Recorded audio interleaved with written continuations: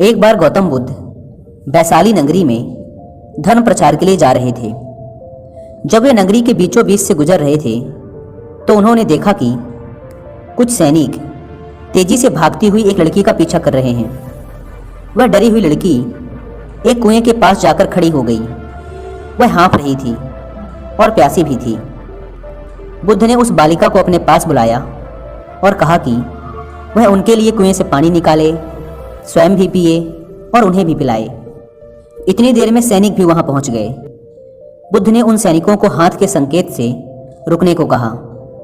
उनकी बात पर वह कन्या कुछ झेपती हुई बोली, महाराज, मैं एक अछूत कन्या हूं। मेरे कुएं से पानी निकालने पर जल दूषित हो जाएगा। बुद्ध ने उससे फिर कहा, पुत्री, बहुत जोर की प्यास लगी है, पहले तुम पानी पिलाओ। इतने में वैशाली के राजा भी वहां आ पहुंचे। उन्होंने बुद्ध को नमन किया और सोने के बर्तन में केवड़े और गुलाब का सुगंधित पानी पीने के लिए पेश किया, लेकिन बुद्ध ने उसे लेने से इनकार कर दिया। बुद्ध ने एक बार फिर बालिका से अपनी बात दोहराई। इस बार बालिका ने साहस बटोरकर कुएं से पानी निकालकर स्वयं भी पिया और गौतम बुद्ध को भी पिलाया। पानी पीने के बाद बुद्ध ने बालिका से भय का कारण पूछा। कन्या ने बताया, मुझे संयोग से राजा के दरबार में गाने का अवसर मिला था।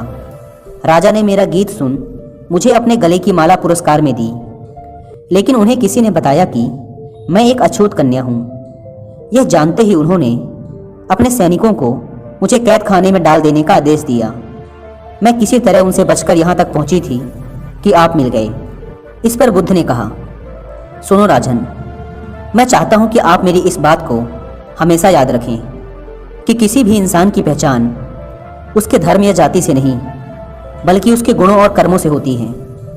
जिस बालिका के मधुर कंठ से निकले गीत का आपने आनंद उठाया, उसे पुरस्कार दिया, जिसके कार्य इतने अच्छे हैं, वह अछूत हो ही नहीं सकती। यहाँ पर नीची सोच और छोटे कार्य करके अछूत होने का परिचय तो आपने दिया है, इसलिए मेरी नज़रों में यह कन्या नहीं बल्कि आप अछूत हैं।